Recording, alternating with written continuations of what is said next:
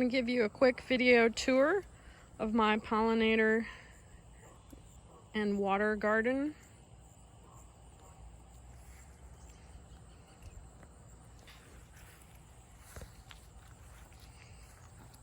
I'm letting this grow up around the edge. I installed this water feature a year ago, and this looks like swamp milkweed possibly that's growing up along the side, so I may leave that. When the sun shines, those fountains squirt straight up in the air water. Last year I had a frog that lived in there several months, and there's lots of water bugs that live in there, like whirligigs and water boatmen. There's groundwater. This is the one that the birds will drink out of, especially the crows. I normally empty that every day, but it needs changing. This right here is the world tick seed. I often see lots of little teeny tiny bees pollinating that. Bees I never knew existed until I had this garden. This is the deer tongue, which serves as cover and nesting material for birds. And then it also has these seed heads that pop out that can be eaten by animals. And this is the red osier dogwood, which bloomed in early spring. Had white blossoms, I believe. This is one of my water gardens. I'm sorry, not water gardens, my bird bath.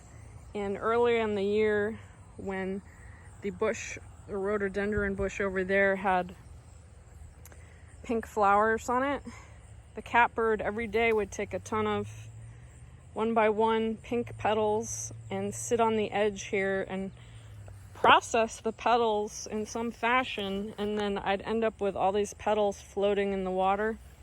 And the catbirds used another spot too for that processing.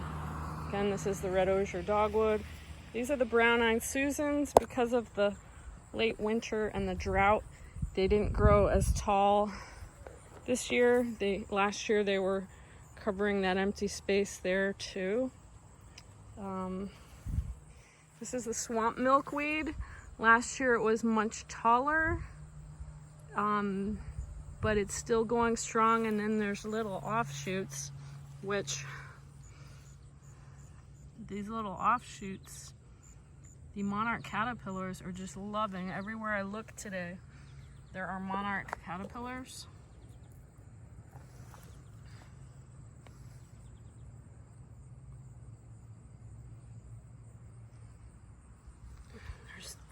I don't know, I think I've counted like 15 today. They're in there. And then there's more down here. And over here we have one that's hanging to make a chrysalis.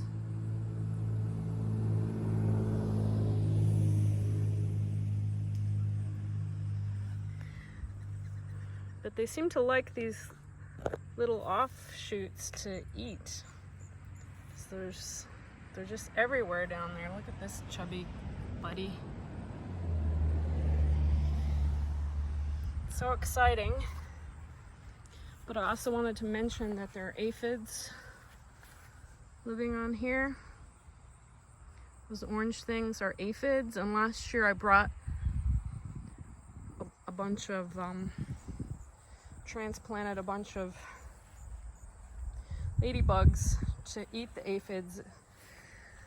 This is an interesting bug. I'll have to look up later. I'm not sure what those are, but that's pretty cool. Look at that. And I did see an interesting ladybug earlier today that had like a square pattern on the bottom part of its, I'm not going to say shell, but the back part of the wings. I don't know if I can find that again, but this is the black chokeberry. These berries here are from last winter, and then these are ones that are just starting to get not quite ripe yet, but they will be ripened. They got damaged this year by Japanese beetles, which is why I encouraged the crows to come into my garden by tossing some peanuts in it. And now the crows come through here every day because I was told by Dr. McGowan that crows eat Japanese beetle larvae out of the ground. So if there's any larvae, I'm hoping the crows might find it. That's just an experiment. This right here is the 9 bark, and it had pink flowers in the early spring. It's very pretty, that color. And these are all perennials. This all regrew on its own. I didn't have to do any reseeding or anything. What we're looking at right now is the purple coneflower, which is the native one. It's also known as echinacea. And this is going strong. There's been all sorts of bees on it when it's sunny.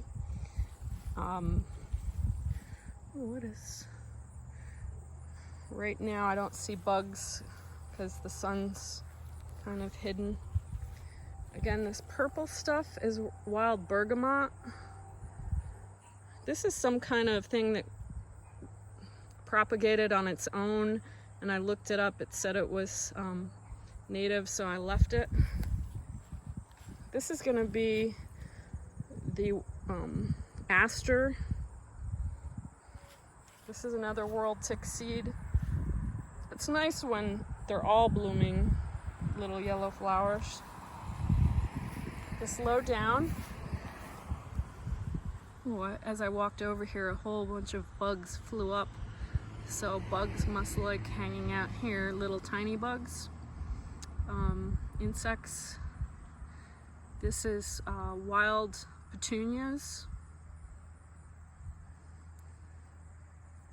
And they've been blooming for over a month. I'm not sure what these things that didn't grow so well this year are.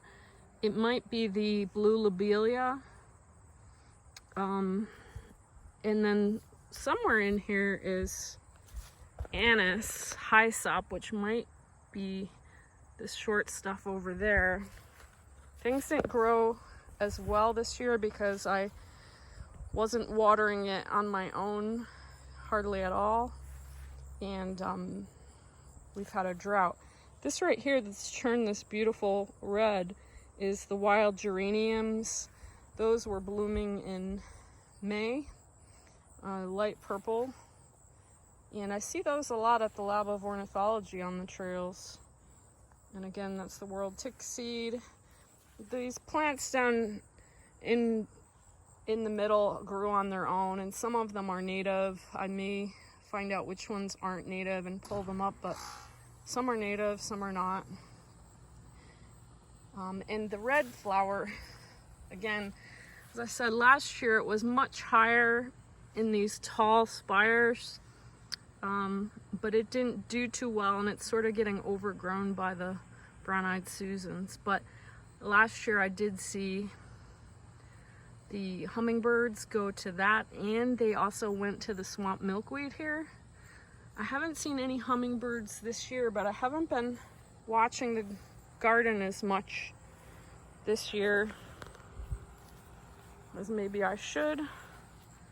And that's the quick tour. I think this is some kind of wild carrot, possibly, that grew on its own in various places.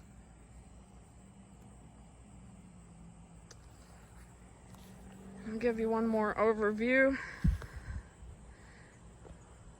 and we're done.